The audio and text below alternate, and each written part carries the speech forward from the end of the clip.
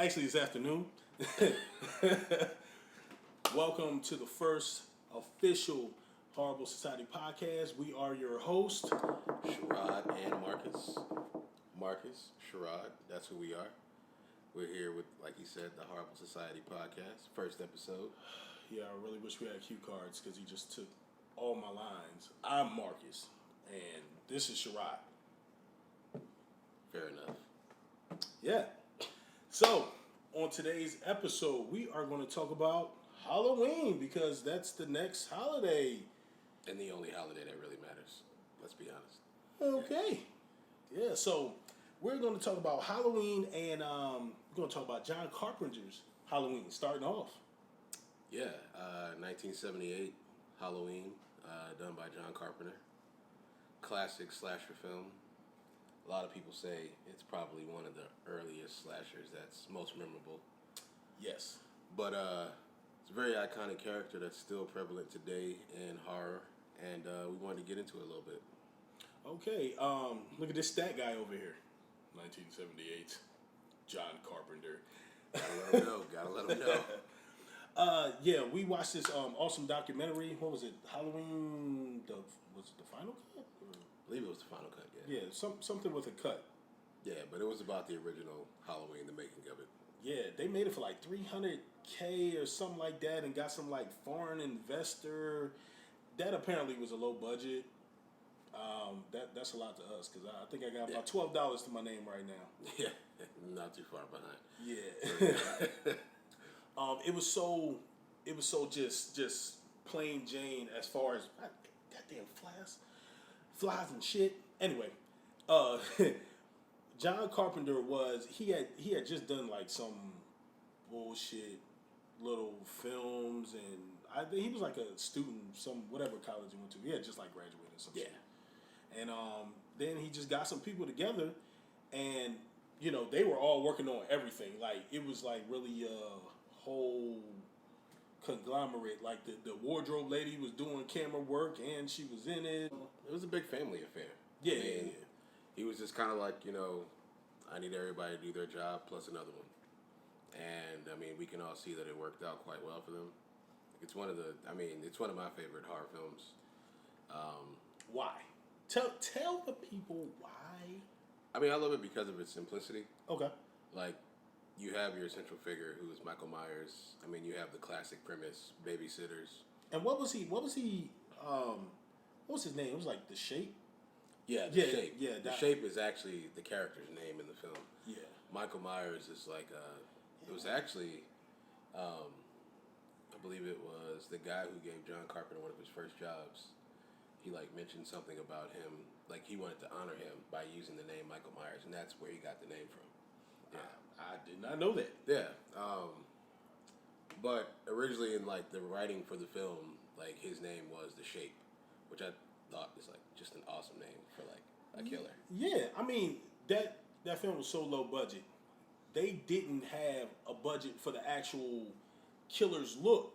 So that's when the whole famous, everybody knows the story. The guy, I don't know what his title was, but he went to the store and grabbed the actual William Shatner fucking mask. Yeah. Like, and they made fucking Captain Kirk. They made him a fucking killer. Yeah, and I mean, he said they cut the eye holes out a little bit bigger. Yeah. And they painted the face. I thought he said he cut the assholes out a little bit bigger. I don't know why. But they repainted it, and I mean, the rest is history. It's one of the most iconic masks in horror history.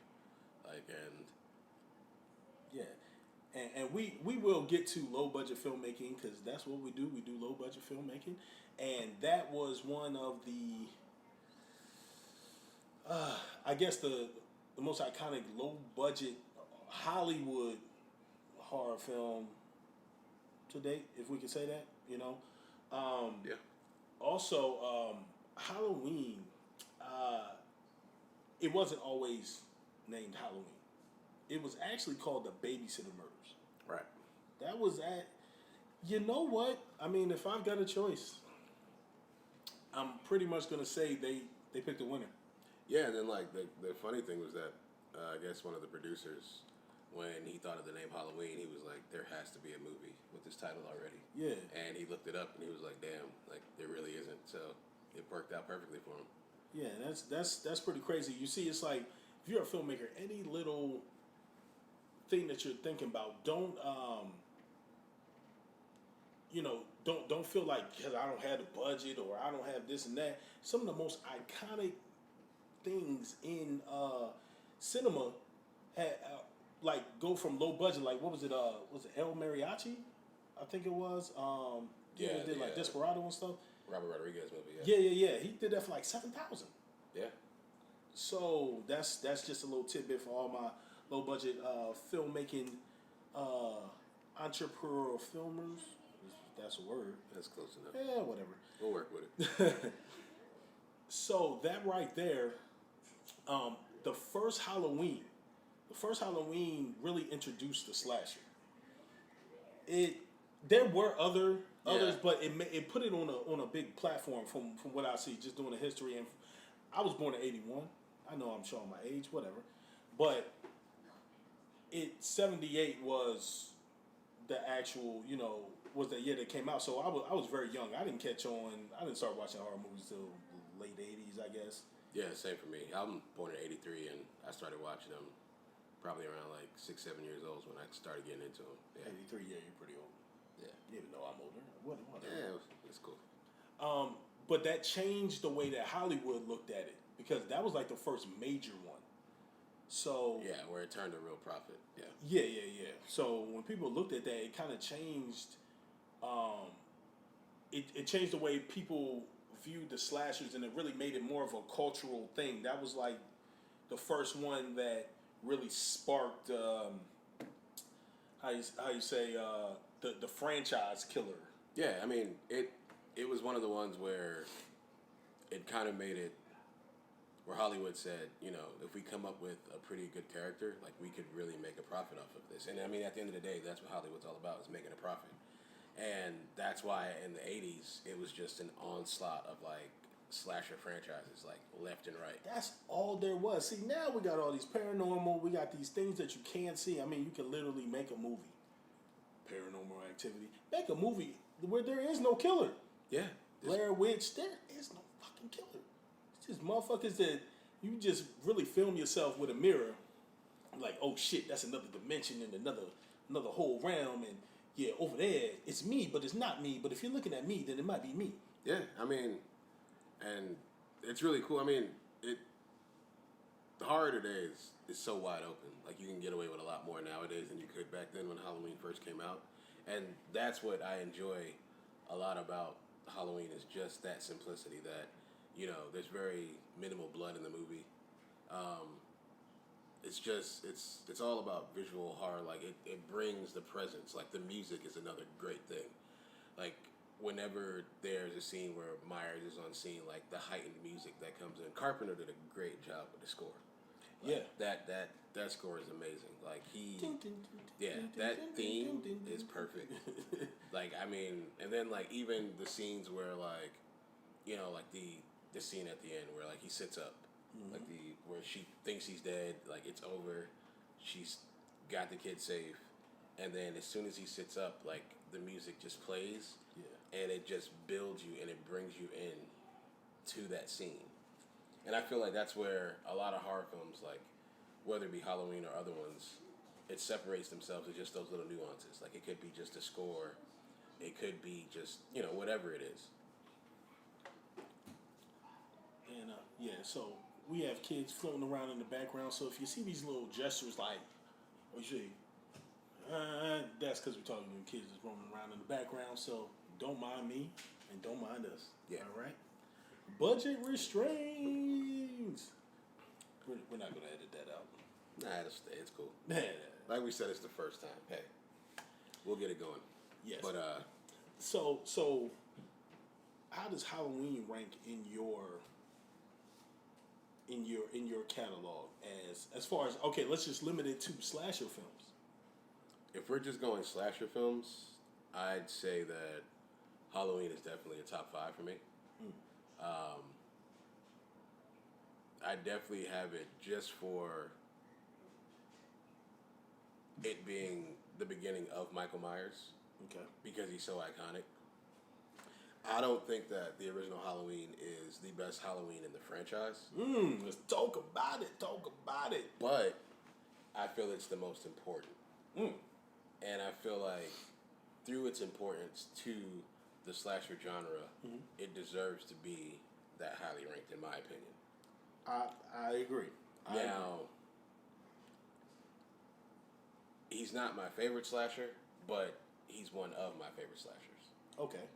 Before we dive into that, let's get people the timeline because there are a shitload of Halloweens. Some are good, some are not so good. Some suck. Okay, because you had the first Halloween, which we just talked about, but then you've got. I mean, hell, you got a Halloween where Michael Myers wasn't even in it. Part 3. Oh, yeah. He's not even in the movie. So, I mean, not to say that. I mean, Season of the Witch has its good moments and it's bad. Like, don't get me wrong. But the franchise has seen many peaks and falls, like, throughout it. And when they lost me. Let me tell you when they lost me. And I'm conflicted because I actually enjoy just watching those movies if it's on. Right. But when you throw Busta Rhymes, first of all, let's talk about that shit. That wasn't H2O. That was Resurrection. Resurrection. God. Yeah, Resurrection was terrible. I mean, you threw Tyra Banks in there. You had the dude from Save the Last Dance, and you had Busta Rhymes. Yo, I hate Busta Rhymes in there. It was like the acting. Like acting is supposed to be pretty bad in horror films, but Busta's like so over the top. You remember the scene when he was in the hotel room? He's like, "Yeah, boy, yeah, kill him," and then the door knocks, and he's like, "Ooh, ah, ooh." I mean, yeah. he's Busta Rhymes. They were like, they had to just go into the movie and just say, "Be yourself." I was like, did this be Busta. Did he really just say Wuha? I thought I heard a Wuha in it. He did. I'm pretty sure. And then at the end, that's what I really hated about that when he said, the reporter, remember he had the sling in his hand, and the reporter's like, "So what can you tell us about Michael Myers?" Yo, Michael Myers is not a tagline. He's a real life stone cold killer. Who the fuck talks like that? Buster, you couldn't have talked to them about having like some little creative expression. That really turned me off. I know it was the end of the movie, but I was like, oh. Yeah. I mean, but, you know, for even in the later ones, like, because I'm a big fan of H2O. Like, I really enjoyed that one. It was okay. It was better. It was better than because that whole in Resurrection, the whole social media thing, to where they tried to infuse it. That's where you kind of start losing people. You know what I'm saying? And then you see somebody like LL in there, and I was like, yeah, this is about to be the same thing. But it looks like they tried to reel it back in. It was a little bit more serious. Like I kind of liked LL's character. Like I mean, I thought he was good for what it was. Like he brought in just kind of like that. I mean, let's be honest, the blackface. Like it was a black character in a horror film, which is like always great for me. And spoiler alert, he didn't die. Right. We thought he was did. The coolest thing. He lived. You thought he was gone. You thought he was gone, but then LL, just like many times in his own rapping career, he comes back after you thought he was dead. Right. And I mean, then the whole thing about him with the cheesy romance novels, like telling them to his girlfriend. You kind of like built that character and you liked him. And then, I mean, even like Josh Hartnett, was good. Michelle Williams, one of her early roles. You know, she was good in it. Jamie Lee was Jamie Lee. I mean, she was great. Jamie Lee is not my favorite actress. She's not even on my top million list, but she can hold her own. Yeah, I mean, she can do well in a horror role. She does her thing. It's name recognition, like, and facial recognition. Like when I see Jamie Lee Curtis attached to Halloween, it makes sense. It brings that nostalgia back, and it makes sense. Right. I don't want to see Tom Arnold in a Halloween film. Right. It's not gonna make sense. So those movies were okay. Well, what's the other ones? There was the first Halloween. Then there was the Halloween second. 2. Then you had Season of the Witch. Then you had 4 was the Return of Michael Myers. Yeah. Then you had 5 and 6. Then I believe you had H2O and Resurrection. And then you had Rob Zombie. Yeah, and so in that timeline, and see, I get confused as well with Halloween. In that timeline, most people know like the first two or maybe three. I say because everybody knows they took way off on the third one with the season of the witch, and then it's like all those other ones are forgettable up until you get to the one with like Busta Rhymes and LL. Like those ones in the middle, you're like, I don't know what the fuck happened in those. And I mean, they were just kind of strange. I mean, they had good moments, but overall, they just weren't great movies, in my opinion. Like they were just money grabs at the Right. time. They were just to prolong the actual franchise, but they really tried to wrap it up on the commercial side when they brought in Busta and they brought in LL and all of those. But those were kind of like a signs of the end. Like nobody really wanted to see this shit, and we were like, I'm cool if I never see another Halloween. Yeah. That is until I don't know what year, but Rob Zombie took over. Whew. Yeah. Now, Rob Zombie's Halloween is definitely my favorite, by far. Like, disclaimer, Rob Zombie is my favorite horror director. We're going to talk about that in a little bit because it's a lot of people that have a problem with Rob Zombie. But I want to talk about that, but we're going to talk about this first. Hold on, we're going to cut right here and then start. Hey, y'all got to be quiet.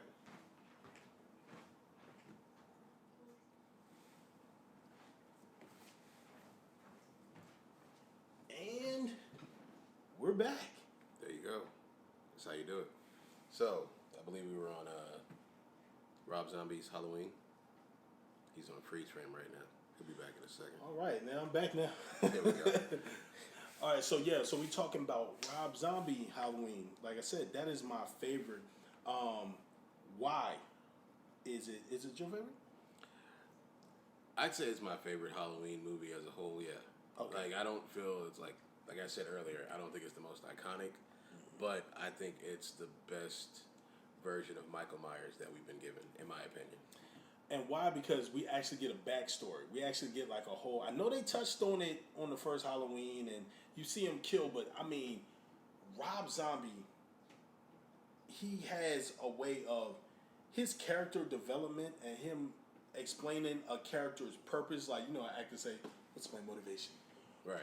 Rob Zombie epitomizes that. He is, as you say, he's the one that's going to give you that whole backstory so that you can know what your motivation is and know why you're playing this part. And I'm sure that's the conversation he had with all his actors. I mean, he humanized Michael Myers. I mean, that's what he did. I mean, he made him, like, you understood his purpose, you know? And that's really the biggest difference. Yeah. John Carpenter made a more supernatural, more of an enigma. Shameless plug of our failed low-budget film that we made 1 and part 2 of. You can check out the link in the bio or not. But yeah, I mean, I feel like Rob Zombie's Halloween made him more human, which also in turn made him more menacing because of how dedicated he was to ultimately fulfilling his mission. Yeah. And that, to me, that's why I don't really dive into sci-fi like that, mainly because I'm from Mount Airy, Philadelphia, okay? It's like the uptown section of Philadelphia, and I'm used to, you know, if you're not normalizing to me and making it more urban, not corny urban, we ain't talking Jason Goes to Manhattan or Leprechaun in the Hood, part 1 and part 2. We ain't talking about that. No. It gotta, and we're gonna talk about that later on too, but if you humanize something to me and it makes it seem like it can really happen, that's when it really scares me. The first shape, I'm like, I don't live in the suburbs, I wasn't really worried about that. But see, Rob Zombie put it in context. Like, this little kid who was demented, he was kind of picked on, but not really. He was just demented, like with the cat shit. That was some wild shit. I mean, he was a born psychopath. I mean, that's what he was. Like, he was a complete psychopath. Sister was a whore. And I mean, and it's like, you get a more understanding of, like, how he could end up. Because, like, in the original, like, it's just like, you know, he kills his sister, he goes away for years, he escapes, and one thing that always got me about the original though is that like in the beginning when he escapes, he like drives away.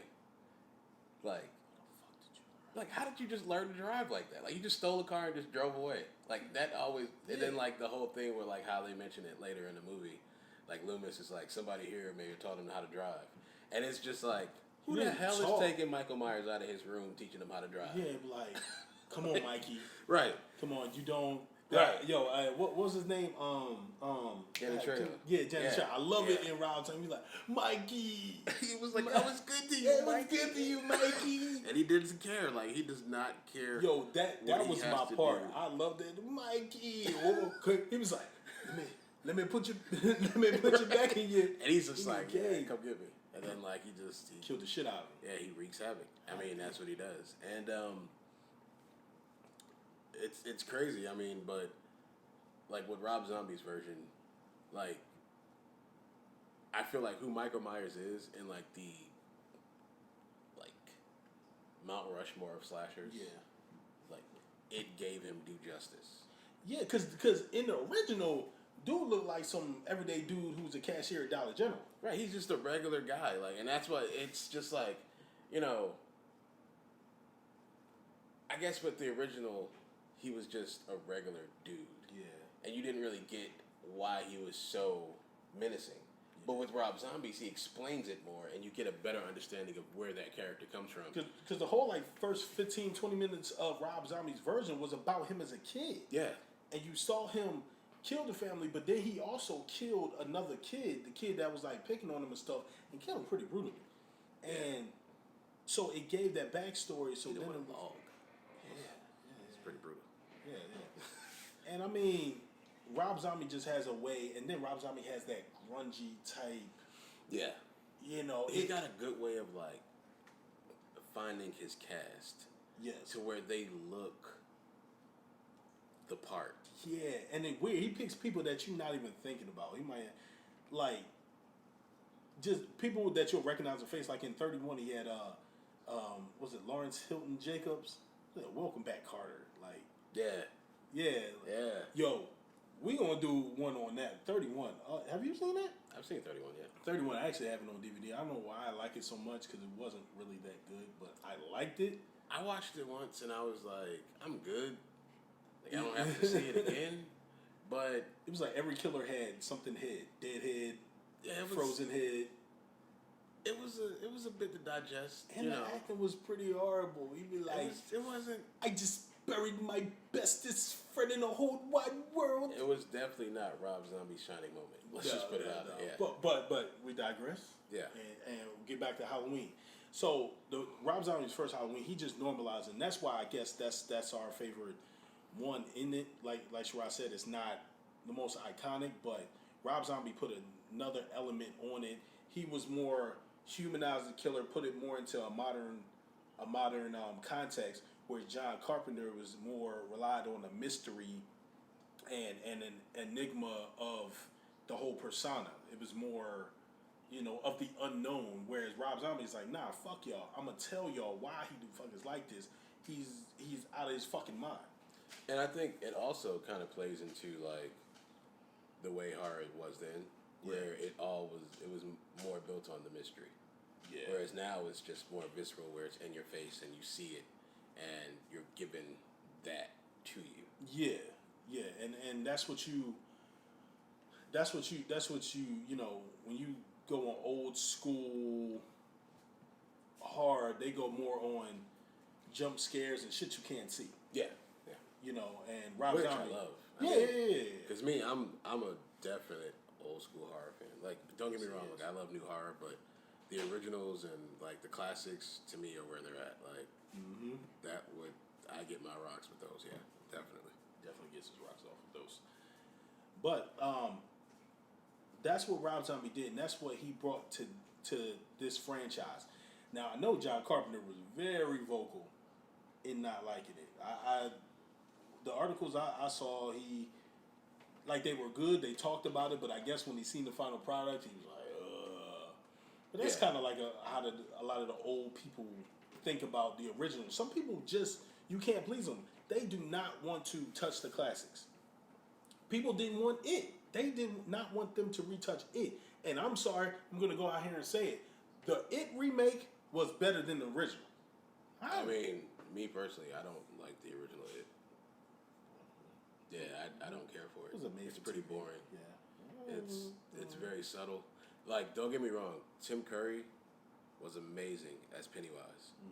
But the cast was just too, after school special for me. Like, it was very, very soft. At the time, I think it was like ABC or something like that, but it was a 6-part, 4-part series. It was something like that. It was something like that. It was like a special, and it was on like regular TV. And I'm not sure how it did. I think it didn't, like, ratings wise, it didn't do too good, but it became a cult classic, of course. Yeah, I think it was received well, probably. But I mean, with it being, made for TV, you don't really know the exact profit of it. But I mean, I think it was received well overall. Like, a lot of people really care for it. But like you said, I mean, it had to be a big following because a lot of people were mad when they said they were going to remake it. Yeah, and the remake, oh boy, I tell you, I love it. It's one of my go-tos when I'm just flipping channels and trying to find something because I go through so many horror movies. If I see it, I'm more inclined just to sit there and watch it, the remake. I'll just watch it. Yeah, I definitely have that on my server. Like, I watch that often. Yeah, that's a pretty good movie. Yeah. But let's get back to Halloween. So, John Carpenter, he I guess he had a problem with it, and people really trash Rob Zombie. Rob Zombie's version, it's like, also with him, it's like either you love Rob Zombie or you hate his guts. There's like no middle ground whatsoever when it comes to Rob Zombie. Yeah, you don't have many casual Rob Zombie fans. Yeah, I like some of his stuff. If you like his stuff like Lords of Salem, I love Lords of Salem. Really? Yeah, I love that movie. Wow. I thought it was great. Bored me out of my fucking mind, but I will watch it if it comes on. It is visually haunting. That's another movie where I feel like soundtrack and sound editing does a really good job for that film. Like, to me, one of the best scenes I've ever seen in a horror film is when she goes into the room at the end of the hall, and then you see the beast come up behind her. Okay. And if you watch that, like, just in a room by yourself, like. So was it story wise, or it sounds like it's like visual for you? It was visual. Like, a lot of that movie, I mean, like, even like the scene where she's like walking through, like, was it a cemetery, and the faceless guy comes up behind her, like, all those scenes, like with the witches, like the scene where she's kind of like in the church area, like maybe that's what threw me off, because it seemed just like they did with that third Halloween, the season of the witch, how they kind of went off and started doing some other type shit. That's maybe where, because Rob Zombie has a tendency to do that. Like, I like Rob Zombie when he's in his element of normalizing stuff, but when he starts going off, when he preaches, it really is weird, and that's what the difference between Halloween 1 and Halloween 2 that Rob Zombie did. Yeah. Halloween 1 was very to storyline, blah blah blah. Halloween 2, I have no idea what he was trying to accomplish with that one. I'm lost, because I'm like, wait a minute, did she die? But hold on, she was alive, but wait a minute. But then I was confused. Yeah, like the whole mom and the young version of him. Yeah. And then they changed the kid.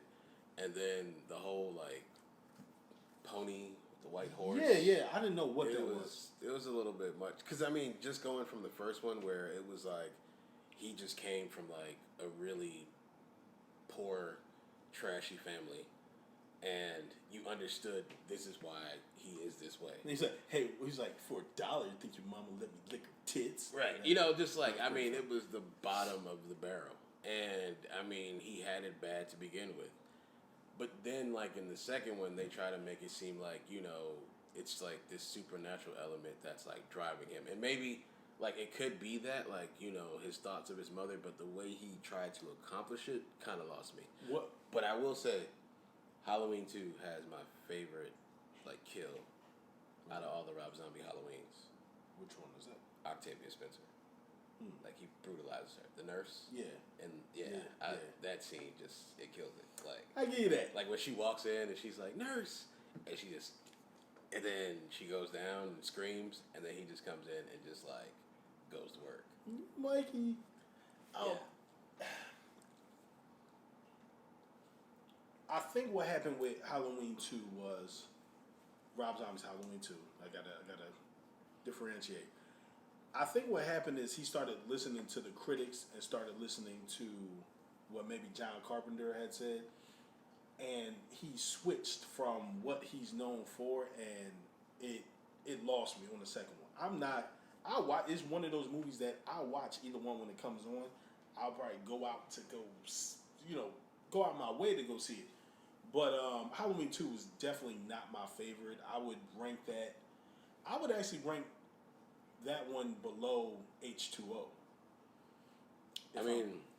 I like visually, but just the storyline kind of lost me. So if I'm going my top 3, like Halloweens, I would say Halloween Rob Zombie. Okay. Halloween original. Okay. Halloween 2 original.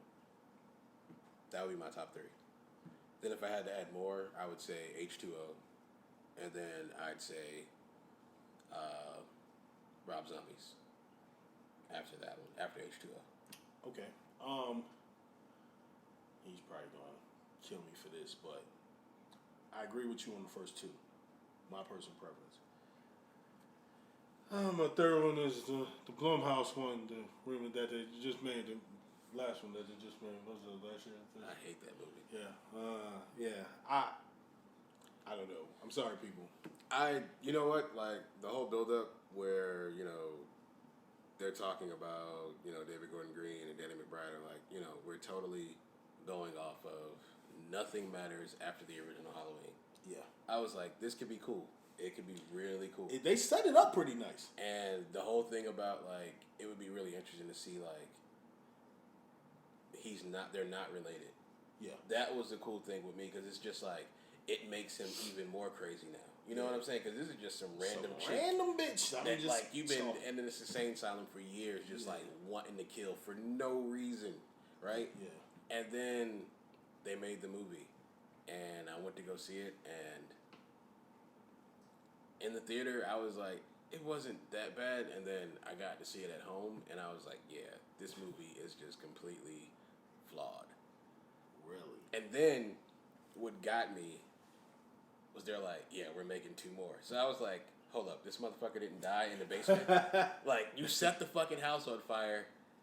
I don't see how he could have got out. Because if he could have got out, then the whole movie is flawed, because Jamie Lee set this whole shit up to where, he would just be trapped. Because she said it. It's not a cell, it's a trap. The daughter says the shit. So, if the house is burning down and he gets out, now we're back to this whole thing is like Michael Myers being supernatural and not, like, not being human. Well, first of all, it goes with the unseen. First of all, nobody's done a movie on the education of Michael Myers. He had a lot of time to think, and he thought of every situation. So when he got trapped in there, he knew. And then there were so many dumb characters in the movie. Yeah, like first of all, Jamie Lee's daughter, I didn't like her, and her husband, fuck her husband. Like, dude, why the fuck did you go out there? Yes. And then, like, you got all this preparation, right? And then you just go outside and leave the front door open. The front door, you just left it open. Wide open. And y'all supposed to be on lockdown. Right. And you go out there with a 6-shooter. Like, did she not prep you enough for who was, like, possibly coming to kill y'all? I mean, why she ain't do nothing in the yard or something like... like... I get you, but I don't know, man. Maybe it's a Blumhouse thing. I fucking love Blumhouse, man. They're good, but they make some good films, and they make some shitty ones. They do too. They make some shitty ones, and that to me was on the shittier side of Blumhouse. Like it had because it starts off well. Like even like the reporters that are doing like the documentary. I fucking love that because that's one of the ones where you think that they're gonna be in the whole film, and then they fucking die. They're gone. Yeah, like kill they're the just shit out of them. Right, just early on, and after that, it was just kind of watered down, man. It was just. I get it, but come on, man. It was kind of weak, man. I'm fucking just loved not feeling it. After I go back and watch this, and I watch Halloween, I'm probably like, yeah. And then it's like the probably shit. right. Another thing that kills me is like Jamie Lee being who she is, right? She comes down the steps. After she knows the husband is outside, dead, her son-in-law, then What does she do? The genius of her? I'm going to have a shotgun and put my back to the door with 2 fucking glass panels sent next to me. Like, you damn near got choked to death. He should have choked you to death. Like, come on. Like, that was just dumb. That was pretty awesome. It was like, when she did it, I was like, yeah, you know you done fucked up, right? Right. And it was just like, they kind of forced, it was just like, all the scenes kind of seemed like, we're just going to put the terror into the but they're also doing it for the audience. You know, like, I mean, it was a they Blumhouse are, film, and the Blumhouse audience is from 17, 18 up to like your mid 40s. That's the actually it might be even. I get that for their average movie, but when you're doing a movie, a remake, not even a remake. Well, I mean, because they sold it as a continuation of the original Halloween. So it's all these years later. Yeah. And that's what it's supposed to be. It's like, and that was also dope. It was just like, you know, you had like the whole, like, this dude has been stewing. Jamie Lee's been stewing. Like, nothing else in the history of this franchise matters except the original film. I wonder, like, what he had to go through when he was in jail. Like, did he get into? Well, it was an insane asylum, right? Yeah, he didn't go to prison. Why the fuck not? Because I'm pretty sure in today's society he would have went to. No, because remember he was a kid. He didn't do any of the original murders as an adult. In every version, he's got locked up as a child. No, but they showed him. No. Because remember, well, no, I'm sorry. He does go to the asylum because this is a continuation of the original Halloween. So yeah, it would be the asylum, yeah. Yeah, so he went to the asylum and he was there for like so long, and they said 20 years later, right? No, it would be 40 years later. Okay, yeah. 78. Because I was about to say, this motherfucker done 40 years. He look old. Like, that motherfucker look old. He 60s. Because, I mean, how old was he in the original? Was he like 9 or 10? Yeah, and then he was locked up for like 15 years, was it? I think it was 15 years, so he'd have been 25.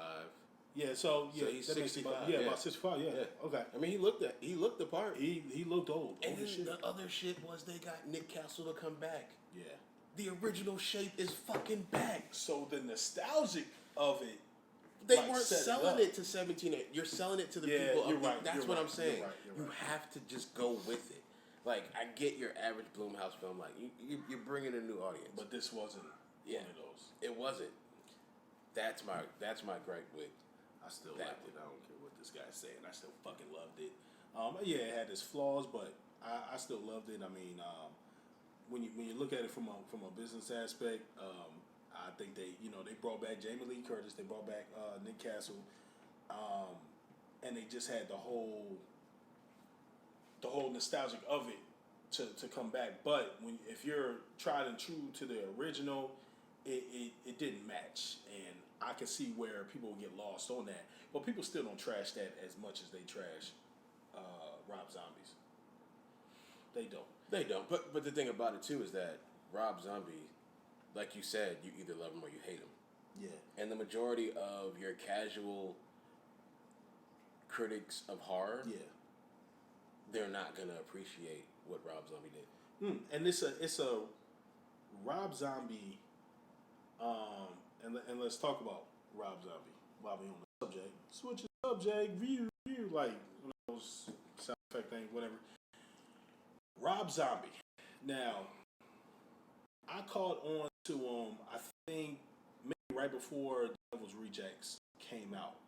And I was just kind of looking for shitty, cheesy horror films and came across my personal favorite, and I get blasted for this a lot, but I don't care. One of my favorite, if it's not my favorite, it's like 1 and 2. House of a Thousand Corpses. I fucking love it. I mean, I saw House of a Thousand Corpses like the year it came out. Really? Yeah. Like, so I was on Zombie from like his first film. Okay. Like, I thought it was great. Just from like the characters, like the story it built, like it was just, It did look like a video. That was kind of what the critics were saying. Yeah, I mean, it looked like an MTV video, right. Like a Rob Zombie video. But his videos were more like cinematic, from what I've seen. I'm not like the biggest white zombie type fan. That's him. He's all into that. He put me onto it. So I'm trying to go back and trying to learn that Rob Zombie, because I know nothing about the musician Rob Zombie. All I know about is Rob Zombie, the filmmaker. Right. Yeah, and I fucking love him. House of a Thousand Corpses had everything I wanted. It didn't have a hero. It didn't have a hero. The heroes, Rob Zombie has a fucking way of making the villain the hero. He makes you love the bad guy. Yes, maybe that's why I love him so much. Like he the way he normalized everything. House of a Thousand Corpses was busy. It was busy.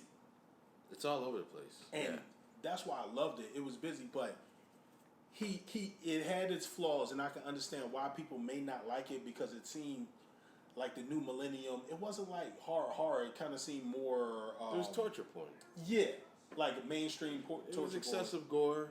You know, just the whole fact of like all the random bodies just around everywhere, just random cursing for no reason. Right? Yeah, but I mean, fucking fruity motherfuckers. You know. But it's just like, get over it. You like it or you don't. And I think, and I appreciate him for what he is, because I feel like he stays true to who he is, and he has that mindset of like, either you like it or fuck off. Yeah, he has a vision, and his vision is like, hey, this is what it's going to be, and fuck everybody else. Yeah. Now, Rob Zombie is like a student of the game. Like, I've watched some of his interviews and stuff, and when they took a tour, like his horror collection, like he goes back to Nosferatu. Nosferatu. Yeah, whatever.